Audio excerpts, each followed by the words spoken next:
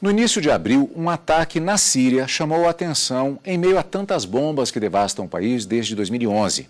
Foi um ataque com armas químicas. Esse tipo de ação é proibido pela Convenção de Armas Químicas, que vigora desde 1993. Portanto, é um crime de guerra. Este é o assunto de hoje do Direito Sem Fronteiras.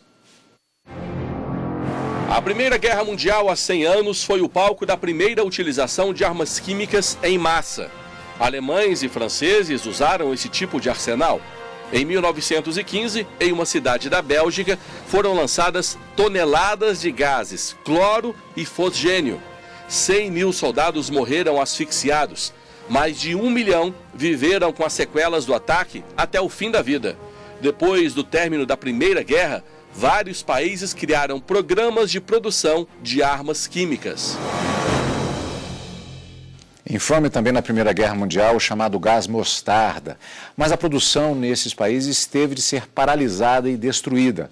Pelo menos é o que prevê a Convenção de Armas Químicas. Mas como vimos, na Síria isso não foi feito. Para discutirmos esse tema, recebemos aqui nos estúdios da TV Justiça o mestre em Direito das Relações Internacionais, Salomão Almeida Barbosa, e o professor de Direito Internacional, Álvaro Castelo Branco. Muito obrigado por virem ao programa para falar a respeito desse tema.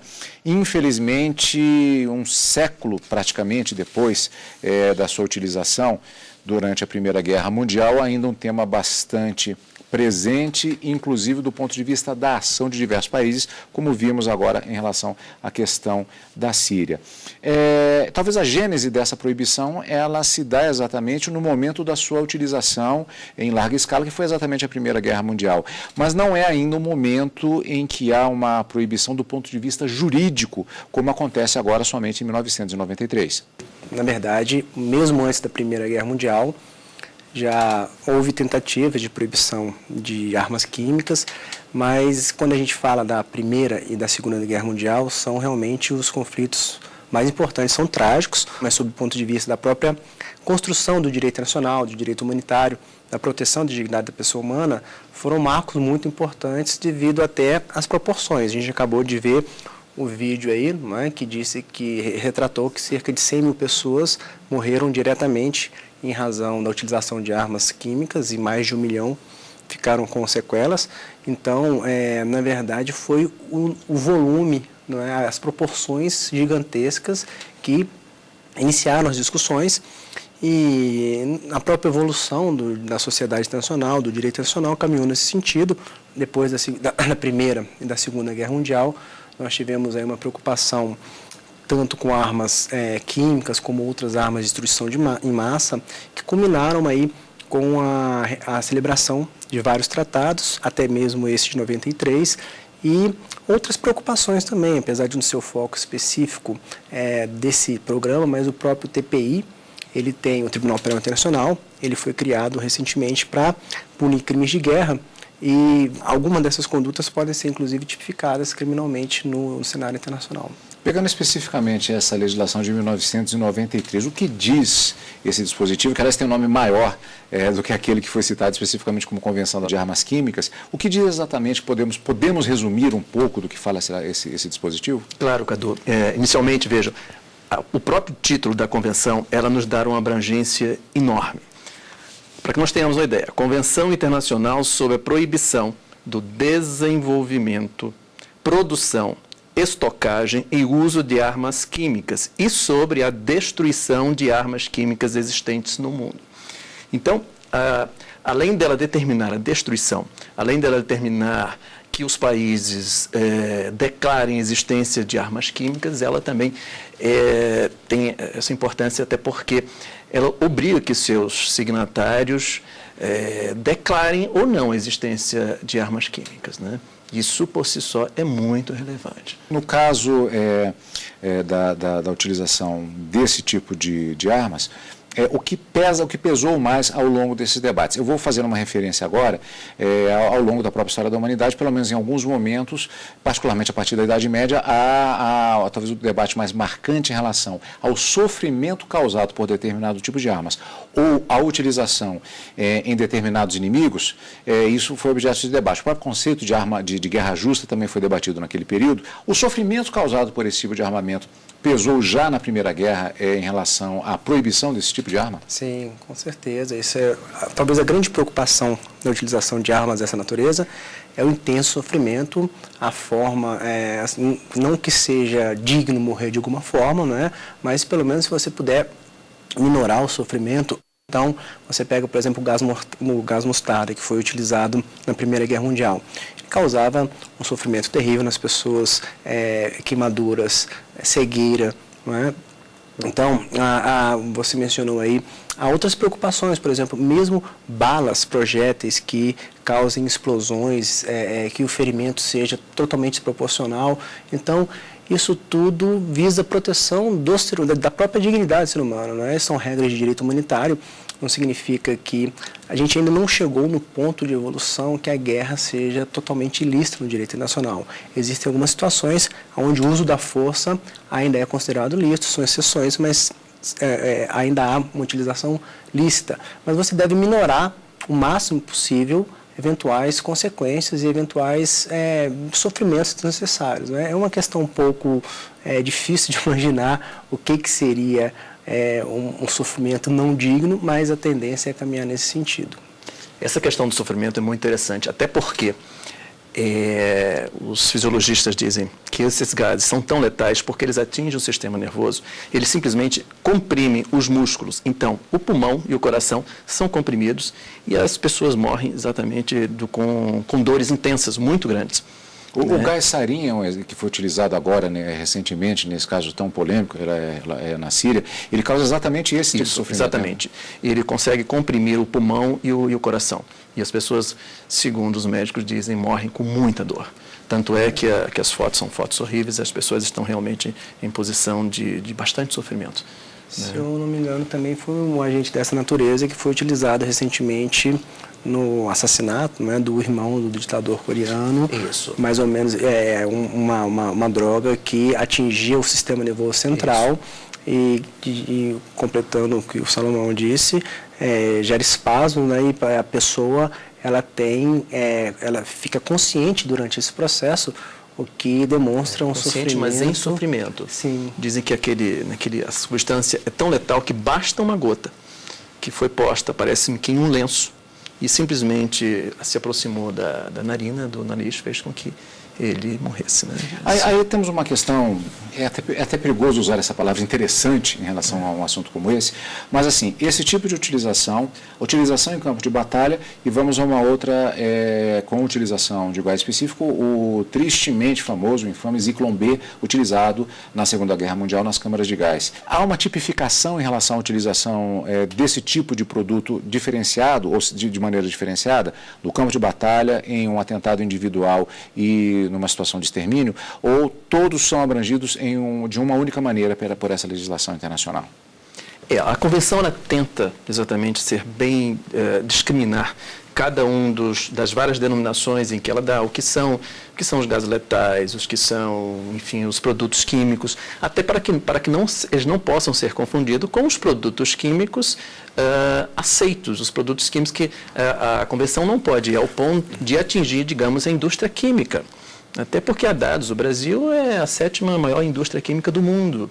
Né? Então, quais os produtos químicos que são letais, quais os produtos que podem ser transformados em gases químicos letais? Pode-se matar uma pessoa com produtos domésticos, inclusive, que são situações diferenciadas. Né? Exatamente. Temos a questão do gás lacrimogêneo. Eu gostaria de abordar essa questão. O gás lacrimogêneo é uma exceção na Convenção. A Convenção diz exatamente os gases que são usados para conter distúrbios, para conter os chamados distúrbios contra a ordem pública. Né? Então, esses são excetuados exatamente da Convenção. O professor tinha uma observação? Nesse ponto, complementando o que o professor Salomão disse sobre a indústria química, é um outro problema da facilidade justamente da produção de arma química, diferentemente de outras armas de destruição de massa, por exemplo, uma arma nuclear, que demanda um conhecimento técnico mais robusto, um financiamento mais também substancial. Para você produzir uma arma química, em tese, é muito mais simples, por isso há uma preocupação. Se produziria no fundo de quintal, né? Exatamente. Em qualquer laboratório se poderia se produzir gases extremamente letais. E sobre também o gás lacrimogêneo, existe uma discussão dele não ser considerado um gás letal, por mais que existem estudos que demonstram que é possível uma pessoa vir a falecer em razão do contato com o gás lacrimogêneo. Ele não é considerado um gás, uma arma química letal, e por isso que há essa discussão da sua utilização em manifestações, na busca de uma segurança, principalmente em manifestações políticas, em situações onde o Estado precisa conter a população. Até porque cada organismo tem uma reação, né? O que pode não ser tão rigoroso para um pode ser para o outro, né? E a utilização, por exemplo, como ficou notório também no caso da Guerra do Vietnã, a utilização de desfolhantes naquelas situações de combate, por exemplo, na selva, e que supostamente facilitaria a localização do inimigo, mas em princípio talvez não trouxesse prejuízo diretamente para as tropas e para as populações em terra. Há alguma regulamentação nesse sentido na legislação? A Convenção também, ela tenta, além de coibir a utilização, né, para ser nociva ao ser humano, também ela visa também a proteger o meio ambiente, né? Então, sim, é claro, nós temos que considerar, sob o ponto de vista químico-fisiológico, se ela está prevista ou não na Convenção. A Convenção é muito minudente, ela traz aí cada um dos seus itens, inclusive fórmulas químicas, composições químicas, né? Realmente o conhecimento é extremamente exigido, um conhecimento, né, para que se possa ter aí, considerar como nocivo ou não. Já questões que já podem ser levantadas a partir daí, mas que nós vamos deixar para o segundo bloco, porque o Direito Sem Fronteiras vai para um breve intervalo. Então, nós voltamos daqui a pouquinho. Aguarde.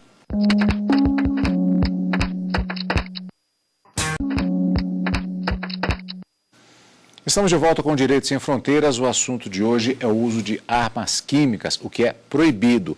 Não apenas é proibido, como o acompanhamento dessas questões, a elaboração, inclusive, da legislação específica que trata não só da utilização, mas de estoque. Como vimos, o nome, inclusive, do dispositivo, ele é bastante abrangente. Há também uma organização específica dentro da estrutura da ONU para tratar dessa questão.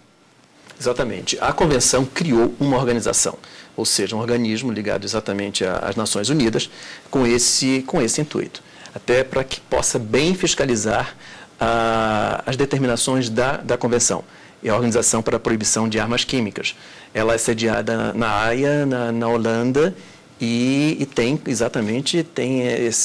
essa grande tarefa de tentar fiscalizar, de enviar representantes aos países, né, para que possa exatamente acompanhar a destruição, acompanhar o armazenamento das armas químicas. Ou seja, não basta apenas a Convenção, há necessidade de um órgão exatamente para dar plena efetividade aos ditames da Convenção, né? Quais são as sanções previstas nessas diversas operações que envolvem, primeiramente, a fabricação, o estoque e a utilização das armas químicas? O que é que prevê, grosso modo, essa legislação? Na verdade, o direito nacional é extremamente interessante. Por quê? Porque ele é necessário, mas ele é alvo de muitas críticas pela sua pouca força cogente em algumas situações, né? Por quê? Porque o direito nacional, ele regula, na grande maioria das vezes, situações entre estados que são estados soberanos. Então, embora a Convenção ela tenha a previsão dessa organização, essa organização ela não tem mecanismos de implementar eventuais punições que estão remetidas ao Conselho de Segurança das Nações Unidas. O Conselho de Segurança, que talvez seja o órgão mais importante das Nações Unidas, junto da Assembleia Geral, ele tem atribuições, sim, na própria Carta da ONU, de aplicação de sanções, de recomendações, de medidas que visem combater, de alguma forma, e punir estados que infringam aí essas determinações de direito nacional. Então, você tem várias resoluções que já foram expedidas pelo Conselho de Segurança, envolvendo a própria Síria, a Coreia do Norte. O grande problema é que o saudoso professor Cachapuz, que também deve ter sido professor do professor Salomão, Sim. ele dizia para os alunos que não existe direito mais político que o direito nacional. E político não no sentido pejorativo, político realmente no sentido grego da palavra. Exatamente, né? Então, infelizmente, nessas decisões internacionais, há sim interesses políticos. Interesses, muitas vezes, de países com posições diversas, não é? Então, você tem, por exemplo, os 5 membros do Conselho de Segurança da ONU, que tem o chamado poder de veto. Entre esses 5 membros, você tem os Estados Unidos e a Rússia, não é? Então, quando você discute questões envolvendo a Síria, Coreia do Norte, eventualmente Afeganistão, Paquistão, pode ter certeza que aí também há, no fundo, uma questão política que muitas vezes pode até inviabilizar uma concretude maior dessas sanções, dessas punições. Está acontecendo e tem a perspectiva, pelo visto, de se estender também exatamente com relação a esse último ataque, especificamente da Síria. Exatamente, como o professor Álvaro comentou, a Convenção não deixa claro as sanções, ela deixa as sanções em aberto, ou seja, ela determina que o Conselho de Segurança aplique as sanções. E o Conselho de Segurança da ONU necessitaria, então, de uma resolução. Só que essa resolução precisaria exatamente dos votos dos seus componentes. No passado, em 2013, 2014, 2015, nós tivemos a Rússia concordando com os Estados Unidos e foi editada uma resolução para que se investigasse as armas químicas na Síria. No conflito atual, isto não houve. A Rússia se utilizou do seu poder de veto. Portanto, o Conselho de Segurança da ONU não pôde exatamente até hoje editar essa resolução.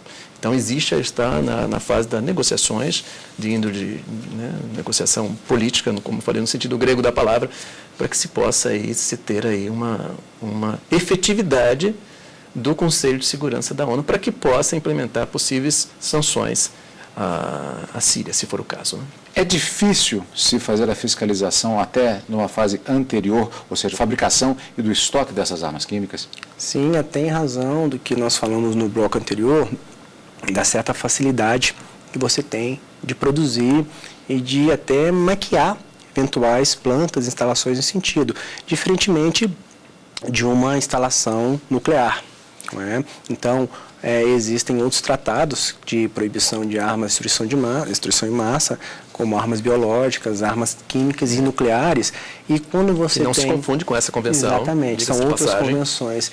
E quando você tem, por exemplo, as visitas, as inspeções nesses países que são suspeitos de produção de armas nucleares, de enriquecimento não autorizado de material nuclear, como eu disse, como você precisa de uma tecnologia muito maior, de instalações muito mais envolvidas, é muito mais fácil de você fiscalizar esse tipo de arma do que necessariamente uma arma química, que é muito simples de ser feita. Você tem, como o professor Salomão falou no outro bloco, você pode ter no fundo de um quintal uma fábrica de uma arma química, não é muito fácil de ser escondida, ainda que você abra suas portas para inspeções regulares ou até extraordinárias. De uma diferenciação clara também entre as armas químicas e as armas que, por exemplo, elementos que possam causar doenças, aí já seria caracterizado pela guerra biológica, que tem um dispositivo próprio de regulamentação. É uma outra convenção que vai reger a questão, né? Agora, é interessante na questão da Síria, a declaração recente do próprio secretário-geral da ONU, que, aliás, é um português, Antônio Guterres, né? Ele declarou que trata-se exatamente de um crime de guerra, né? Essa conceituação de crime de guerra torna-se extremamente relevante aí, digamos, a uma punição de índole internacional, até porque, como o professor Álvaro comentou, nós teremos, inclusive, provavelmente, a incidência aí, do Tribunal Penal Internacional, né? Considerando como crime de guerra e aí a punição dos governantes, não apenas do Estado propriamente dito, né?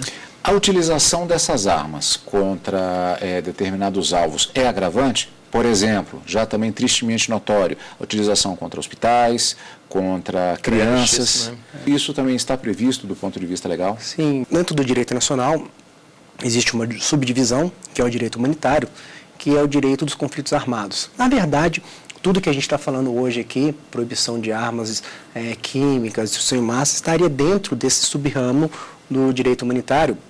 E esse direito humanitário que tem como grandes convenções, as chamadas Convenções de Genebra, você tem lá regras, né, durante conflitos armados, que são regras muito claras, por exemplo, proteção da população civil, proteção de prisioneiros de guerra, proteção de enfermos, você não utilizar alvos deliberadamente como hospitais, entendeu? Pelo que foi noticiado, parece que esses ataques eles foram deliberados para atingir pessoas hipossuficientes, para gerar até mesmo talvez uma comoção ou sinal de poder, não é? Então, se isso ficar comprovado, além dos agravantes das próprias convenções, você tem práticas assim realmente muito contrárias a tudo que se tem feito e tem criado de proteção à dignidade da pessoa humana em situações de conflitos armados. Nós falamos a respeito do gás lacrimogêneo, mas que há uma utilização permitida em relação, por exemplo, à situação de conflito da ordem pública. Mas a utilização, por exemplo, do gás lacrimogêneo ou outros tipos de elementos químicos, no sentido de diminuir a capacidade combativa de um inimigo. Por exemplo, o próprio gás lacrimogêneo sendo utilizado contra uma tropa, gerando uma capacidade de defesa menor. Há alguma previsão com relação a esse tipo de situação? Eu diria que sim, até porque, primeiro, nós devemos investigar a lesividade ou não deste gás. Até é interessante as informações que nós temos. Os soldados ingleses costumam andar com os papéis que eles são sensíveis aos gases. Então, quando há uma alteração de cor, eles já estão preparados, já estão treinados para que possam injetar os antídotos, né? Ou seja, só que se não for exatamente aquele gás, aquele antídoto pode ser tão letal, tão fatal quanto. Então, realmente, é a necessidade de conhecimento de químicos laboratoriais, até para que se possa se utilizar exatamente do antídoto respectivo, né? Essa é uma questão interessante também. Existe alguma previsão, alguma possibilidade de fabricação de antídotos para ser distribuídos em regiões como essa da Síria, que poderiam eventualmente ser utilizados, ou exatamente por essa dificuldade de se saber qual o tipo de arma que estaria sendo utilizada, até por ser ilegal, é um elemento que dificulta justamente esse tipo de providência? Existem várias situações totalmente imprevisíveis, né? Você tem não só não saber a dose da droga, não saber qual o antídoto, como existe também uma questão do tempo, né? Foi o que aconteceu, voltando esse caso do irmão do ditador coreano, que, se eu não me engano foi na Malásia, a imprensa noticiou que existia no aeroporto, que até existia um antídoto, só que como esse agente ele atuava de maneira tão rápida no organismo, que você praticamente teria que ter no seu bolso essa substância para ser aplicada e para poder combater esse agente, não é? Então, o que os soldados ingleses possuem. Exatamente. Então, são vários elementos que dificultam você saber exatamente qual é o antídoto, a dose e a disponibilidade emergencial, né? Principalmente se for numa população civil, isso praticamente viabiliza. Se você já está preparado, né, com o antídoto, como o professor Salomão disse, se os soldados ingleses eles já trazem consigo eventual antídoto, fica mais fácil. Mas quando você tem um ataque sem aviso, desprevenido, a situação realmente fica praticamente impossível de ser revertida. O Direito Sem Fronteiras de hoje termina por aqui. Nós conversamos com o mestre em Direito das Relações Internacionais, Salomão Almeida Barbosa, e com o professor de Direito Internacional, Álvaro Castelo Branco. Obrigado mais uma vez por virem aqui aos estúdios da TV Justiça. Assista ao DSF pela internet. Acesse tvjustiça.jus.br. Você também pode entrar em contato com a gente pelo e-mail direitosemfronteiras@stf.jus.br. Até a próxima. Tchau.